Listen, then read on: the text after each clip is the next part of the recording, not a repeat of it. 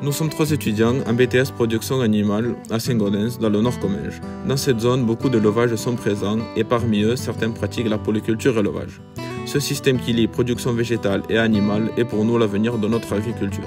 Pour en apprendre plus sur ce sujet, nous sommes partis à la rencontre de 2 exploitations qui pratiquent déjà ce mode de production. Parmi eux, Vincent Condis, éleveur en caprin-lait, associé du GAEC des Hauts-Escranes-Craves. Cette exploitation de 650 chèvres, 3 associés, chacun avec un rôle très défini, un sur la partie élevage, un sur la transformation et commercialisation et le dernier s'occupe des cultures. Alors nous on est principalement éleveurs effectivement.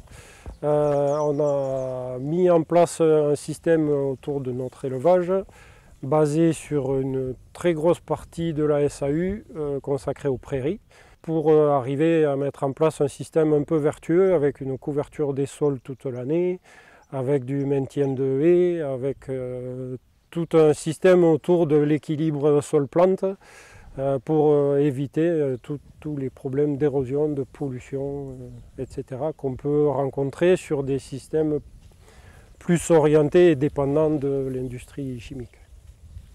Notre troupeau, en fait, il nous permet à 100% de valoriser tout cet aspect paysager de notre métier. Donc comme on disait, on met en place beaucoup de prairies donc pour l'utilisation par du pâturage, donc de la fumure directe par les animaux, mais aussi par la production de fumier. Et ça, en fait, ça nous permet d'être autonome d'un point de vue fumure. Et dans le système bio qu'on a choisi depuis 9 ans maintenant, c'est indispensable. Tout cet aspect prairie nous permet aussi d'être autonome sur la production de fourrage sur exploitation. Donc on arrive à nourrir nos animaux grâce à notre foin toute l'année, qu'il soit en bâtiment ou en pâturage direct. Mais on reste persuadés, nous, que la présence de haies sur notre système, par toute la biodiversité qu'elle va apporter, ne peut être que bénéfique pour notre production, pour nos animaux, pour la production de notre alimentation, pour la qualité de cette alimentation et par ricochet sur la qualité de nos fromages et la qualité des produits qu'on permettra à nos clients de déguster. La limite, c'est qu'il faut que nous, on trouve un équilibre économique. Donc on a une transition à faire entre notre ancien système et celui-là, parce qu'on a forcément un équilibre entre l'aspect écologique et l'aspect économique de notre système à trouver. Et la deuxième limite, elle se caractérise par le temps. Et pour arriver à tout faire, notamment sur la partie agricole, il faudrait aujourd'hui qu'on arrive à être plus nombreux, qu'on arrive à recruter, et il ne faut pas se cacher qu'on a quand même un peu de mal aujourd'hui à recruter des gens sur la partie agricole du métier. On a fait ce choix-là, on ne le regrette pas. Enfin, on a aujourd'hui, nous, une structure, l'aspect culture n'est dédié qu'à l'élevage. Mais je ne vois pas les choses s'arranger sans s'entendre vers cette reconnexion des 2 entités. Et du coup, de toute cette reconnexion entre les systèmes d'élevage et les systèmes de culture, reviendront tous ces aspects collaboratifs qui était en place il y a quelques dizaines d'années, qui aujourd'hui a été remplacé par un certain individualisme, si on veut dire, avec des pertes de communication entre structures, avec des structures qui mangent certaines autres à côté.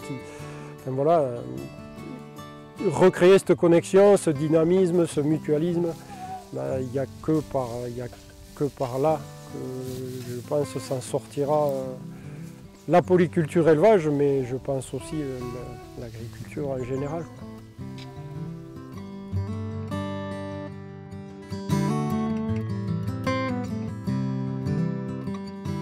Suite à cette interview, nous sommes partis à la rencontre des 2 autres éleveurs de bovins allaitants, Françoise Bartre, Mathieu Descoings du GAEC de Salvi à Saint-André.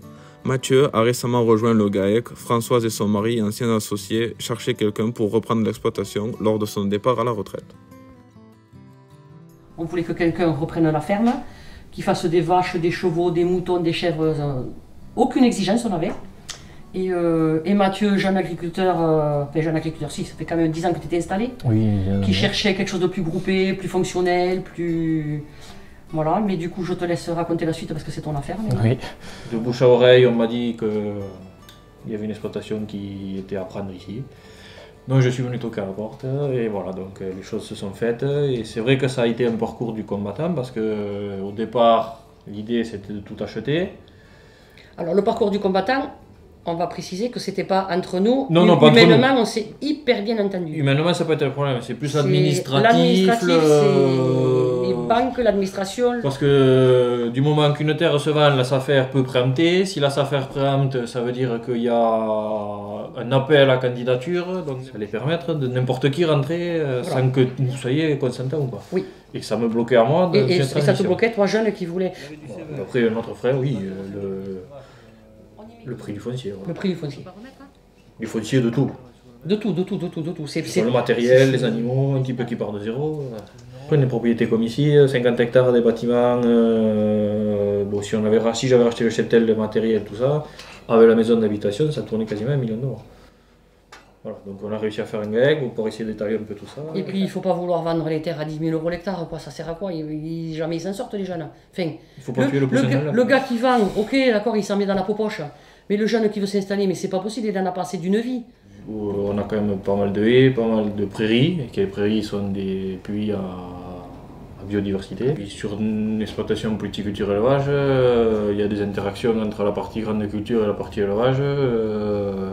La céréale va nous apporter la paille pour la litière aux animaux, et après ça le rend un fumier qui va nous permettre de limiter des intrants en engrais chimiques. Le fumier, qu'on le veuille ou non, c'est quand même pour structurer le sol, il n'y a rien de mieux.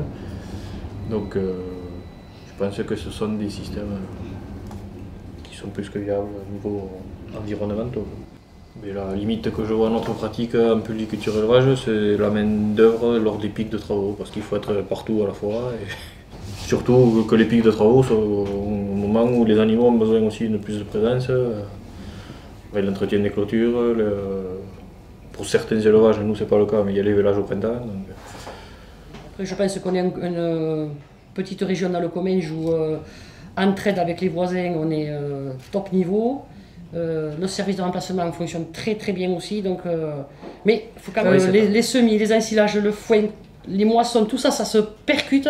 Et on est beaucoup dans l'entraide, mais on peut faire mieux, beaucoup mieux. Pour la partie culture.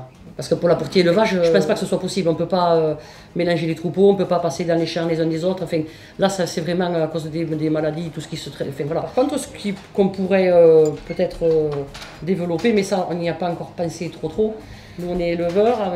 Toi, tu vas à la boucherie acheter ton bout de viande et tout ce qu'il y a au milieu là, qui coûte de cher et qui fait que nous, on a du mal à vivre.